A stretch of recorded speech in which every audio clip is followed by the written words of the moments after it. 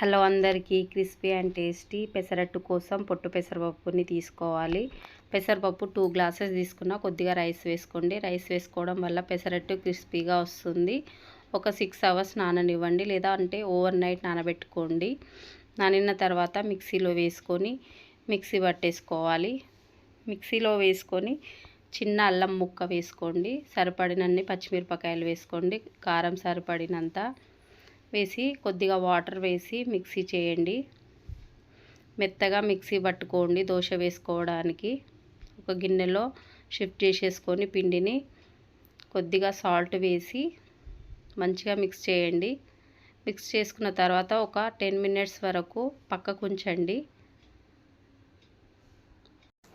దోశ పెంక పెట్టేసుకొని దోశలాగా వేసేసుకోండి. ట్రై చేయండి, చాలా బాగుంటుంది పెసరట్టు.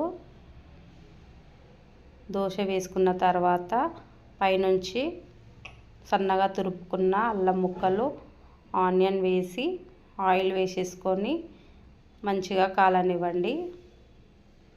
కాలిన తర్వాత అల్లం చట్నీ కానీ టమాటా చట్నీతో కానీ సర్వ్ చేసుకోండి, బాగుంటుంది. నచ్చితే కనుక లైక్ చేయండి, షేర్ చేయండి, సబ్స్క్రైబ్ చేసుకోండి. బాయ్ అందరికీ.